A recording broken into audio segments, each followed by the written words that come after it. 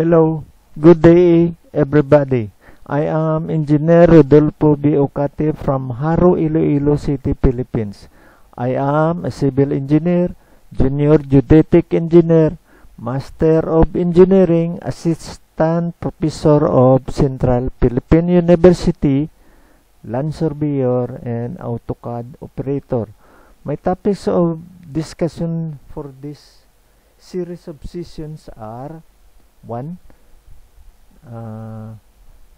Three-moment equation, beam deflection by area moment method. Third, double integration, slope deflection for beams in frame. 5. Moment distribution. 6. Conjugate beam method. 7. Influence lines for beam and trusses. Other miscellaneous topics such as hydraulics, physics, mechanics, and so on. Today, I will be discussing about the three-moment equation. Okay. Be ready. Prepare your calculator, paper, and ball pen. Just pause if you cannot catch the discussion. Be sure to subscribe to support me. I will be happy if you do so. Thank you. We have this first problem,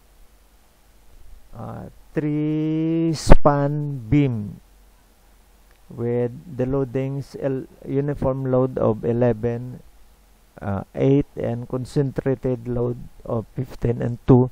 Corresponding distances are 6, 4, 2, 3, and 1. 1 is the for the overhang. Now in this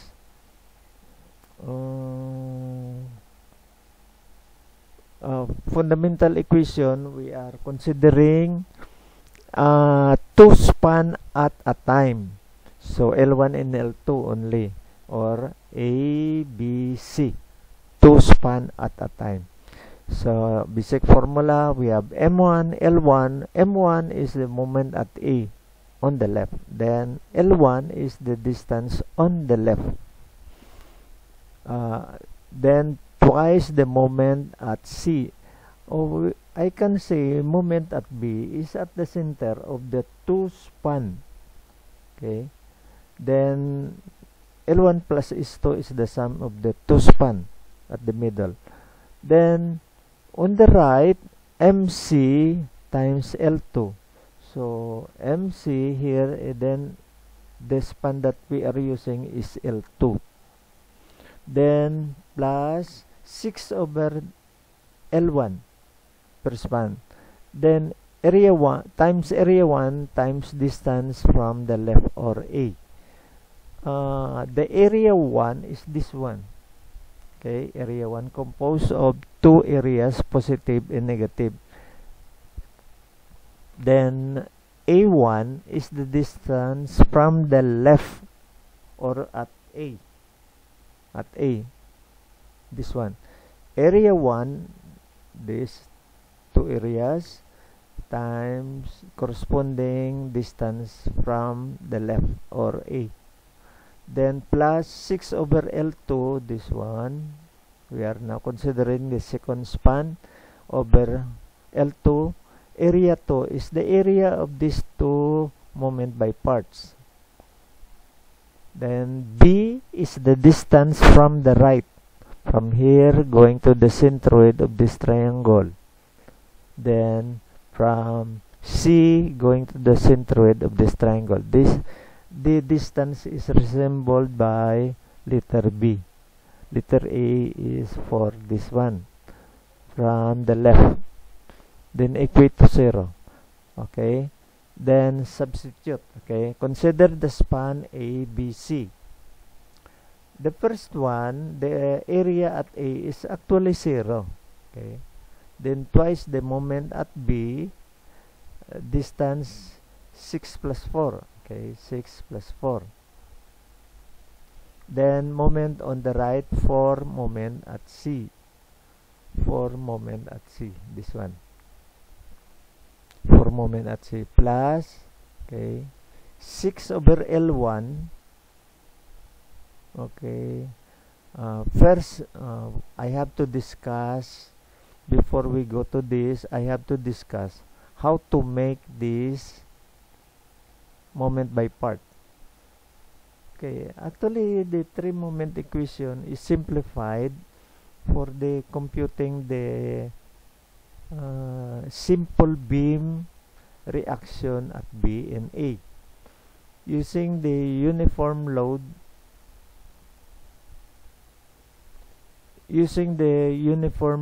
of 11, span of 6. You consider AB as a simple beam. Okay, so the total load is 66. Split that into 2, A and B. A reaction at A and B are equal. The reaction at B is 66 divided by 2 is 33. Okay, this is not the actual reaction at B. It is a prop or dummy reaction because of we are considering this as a simple beam. Reaction at B as a dummy is 33. Then bring this reaction RB to the pivot at A. Pivot all forces going to A. So 33 times 6 is 198. 33 times 6. Reaction here, bring here to solve the moment. Then for a uniform load, it is going down. The moment, if we make a pivot at A, 11 times 6 total load times 3. 11 times 6 times 3 is 198. This is negative, this is positive. So the sum of these two moments must be 0 because in a simple beam, the moment left and moment on the right must be 0. So moment must be 0 here. The sum of this positive and negative must be 0. So this is the one. Okay. Then moment by parts on BC, they consider it as a simple beam. The reaction of a prop reaction at C, we have the total load as 8 times 4, 32. Split that into 2 equal. Reaction 32 divided by 2 or 16. The reaction at C is 16. Reaction at B is also 16. Now the force 16, if you pivot that on B, so 16 times 4 is 64. The moment by parts at B is 64. The moment by parts for the uniform load, this is a second degree, is 8 times 4 total load. Okay.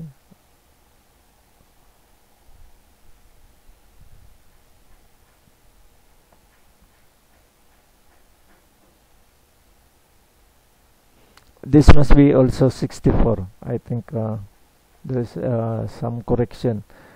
The moment at B is 64. Moment at B for a negative is also 64.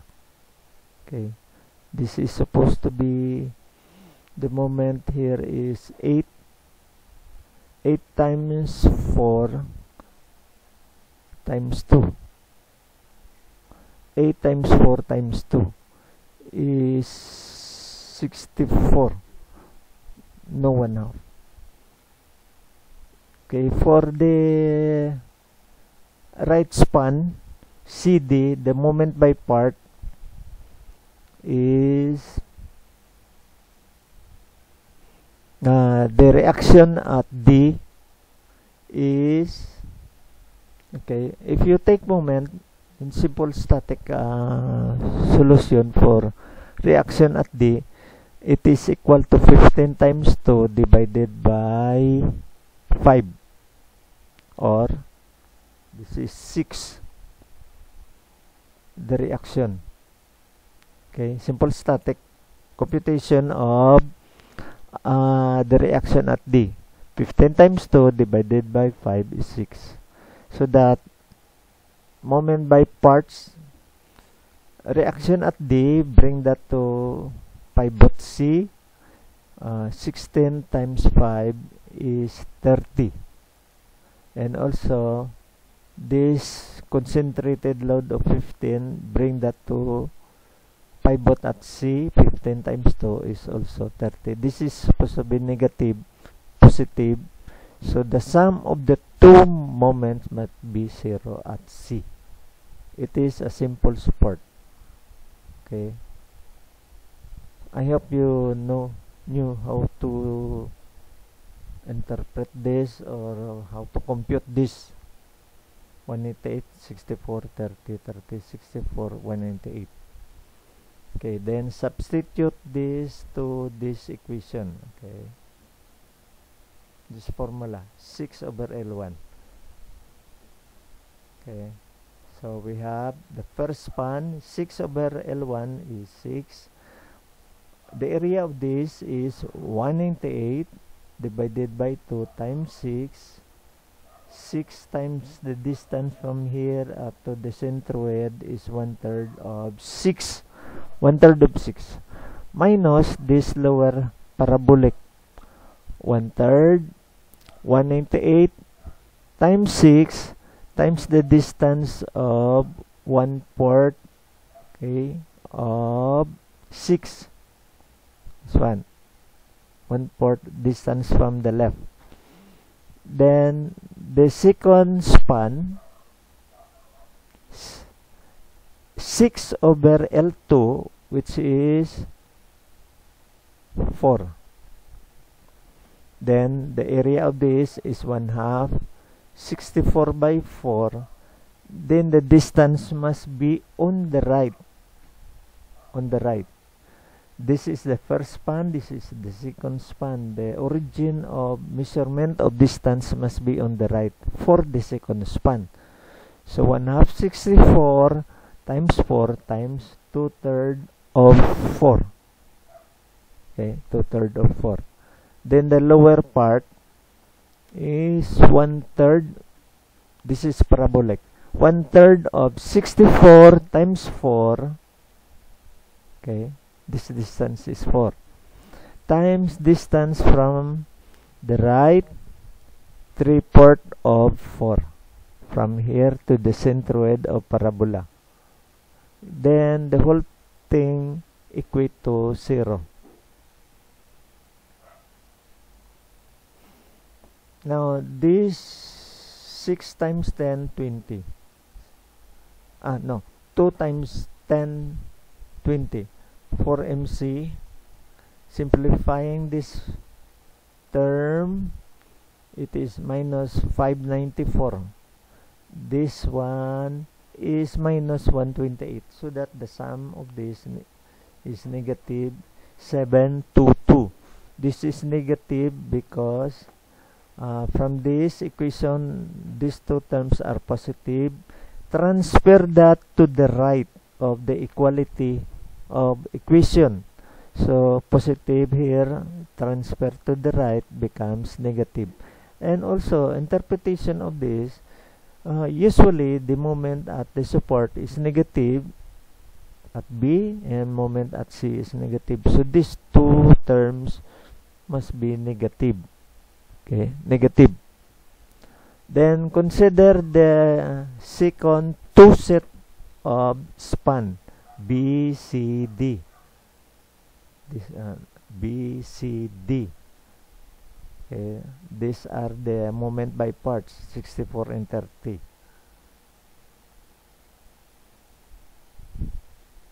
Okay, we are now in the second two set of span.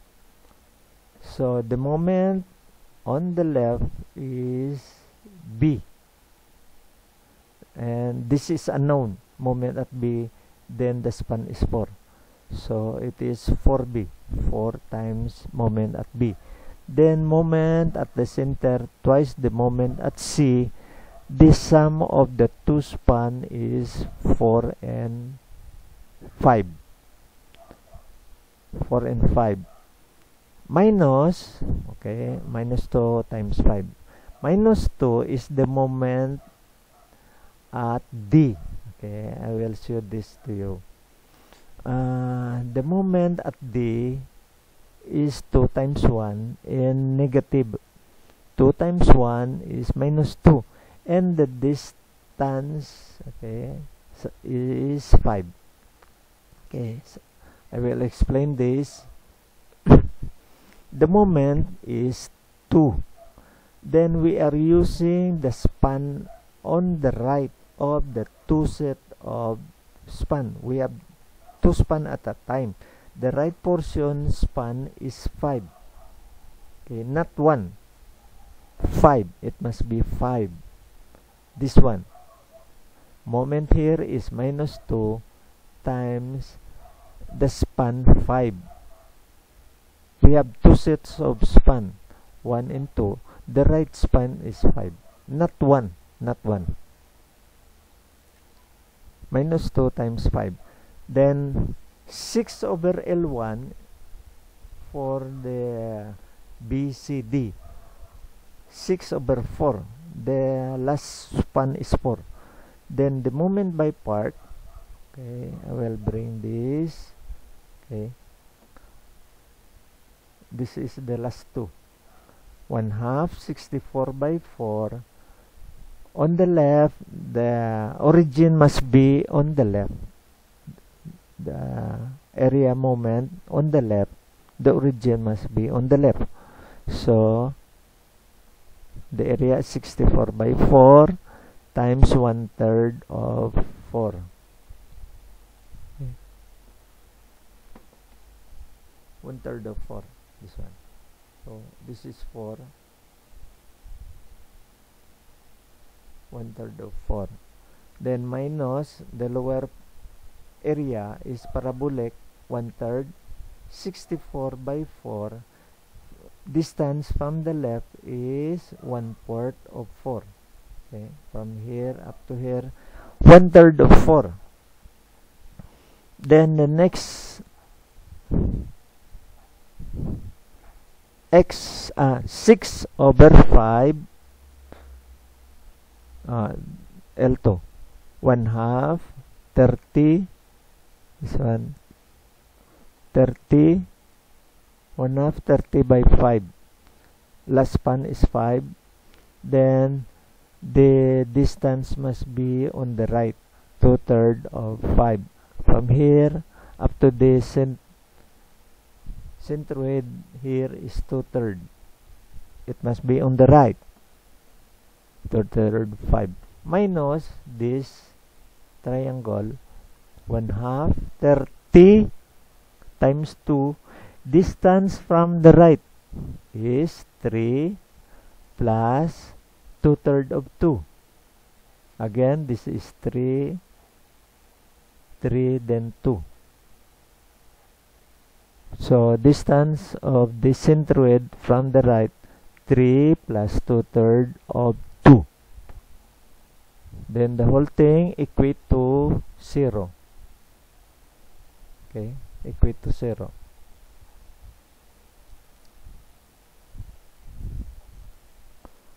Okay, simplifying, this is 4MB, 20 times 9 times 2, 18 MC plus positive, transfer this to the right of the equation, becomes minus. So the whole thing here is minus 118. Then the second expression here is minus 144. The sum is 262, minus 262. Again, this must be minus since usually the moment at B is 0 at the support. Moment at C is also negative at the support. These two must be negative and the answer here must be negative. Then solving the two equation 1 and 2, this is the result. Moment at B is minus 34.7326. Moment at C is minus 68326. Okay, simple as that. It's a tedious job, but it is simple. Then solving the reaction. Okay, to solve the reaction at A, I have to copy this. Copy.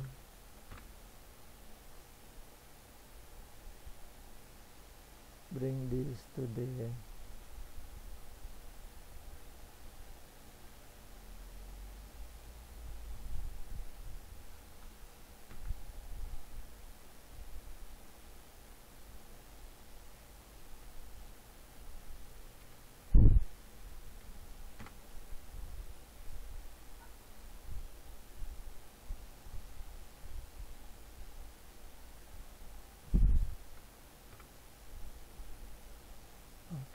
reaction at A.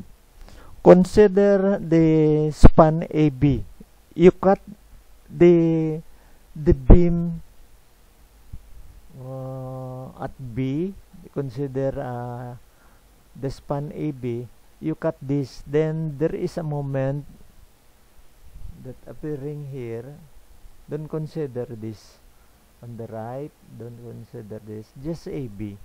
And there is a moment at B. Okay. The moment at B is minus 34.7326. Okay.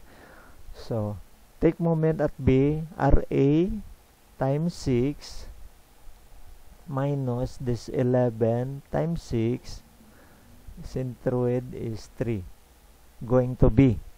Then the whole computation of moment equate that to the moment at B, which is minus 34.7326. Then solving for RA, it is 27.2112. Okay, so this is now solved. The reaction, this is the actual reaction at A. Then solving for RB, consider the span ABC. Okay, unknown reaction at B. Reaction at A is already solved. 27. Okay, take moment at C, which is 6 minus 6.8326. Moment at C. So we have 4 RB, moment due to the reaction at B. RB is unknown. Then plus the reaction at A, 27.2112 times 10. 6 plus 4. Then minus the uniform load of 11. Total weight is times 6. 66 times distance of 4 plus 3. 4 plus 3 or 7. Uniform load of 8. Total weight is 8 times 4. The distance going to C is 2. Then equate this to moment at C. Minus 6.8372. Okay, we have only one unknown, RB.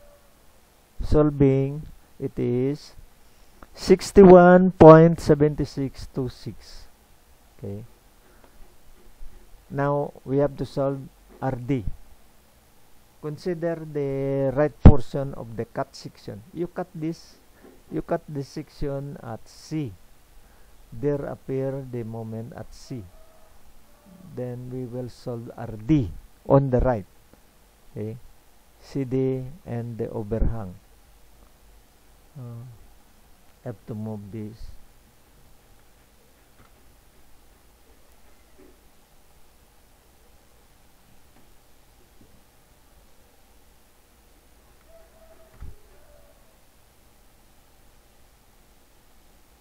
Okay, RD.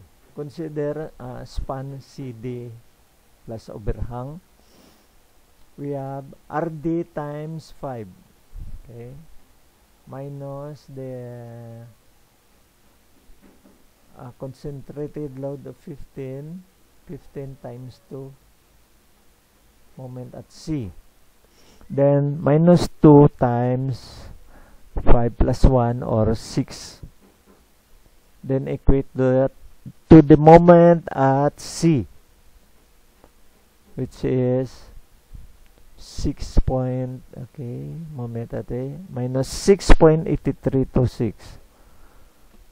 Then solving for RD, it is 7.0326.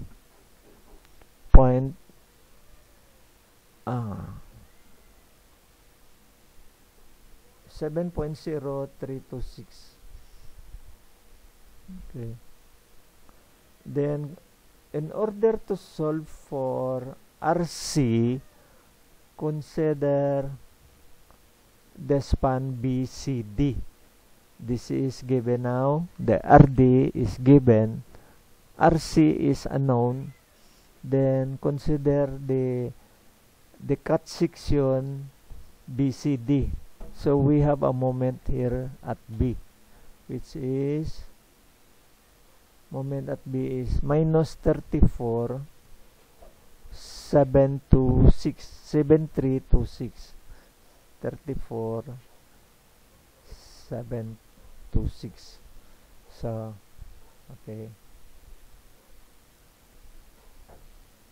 we have RC times 4 plus reaction at D 7.033 times 9, 4 plus 5, 9. Then minus 2 times 10, 2 times, this is 4 plus 4 plus 2 plus 3 plus 1, this is 10. Then 15 times 2. This is 15 times 2. Must be corrected. Minus this 8 times 4 times 2. 8 times 4 times 2. One of the 4 must be divided by 2. Correction here, this must be 15 times 2. And equate that to 34,733. Solving, just check this. RC is 18.9936. You must also check the sum of RA, RB, RC, and RD. It must be equal to the external load, the sum of this. Anyway, we can check this from the shear and moment diagram. So given now the forces, we can draw the shear diagram of this reaction at A, and the moment diagram will look like this. Okay. I will not discuss about this because this is under the strength of material, the subject of strength of material. The moment diagram is this. Okay, now that's all for the discussion or explanation on how to solve the multi-span by moment by parts, 3-moment equation. Now you have to practice this. Here are the assignments for you to solve. Given W1 10, W2 is 4. Instead of 11,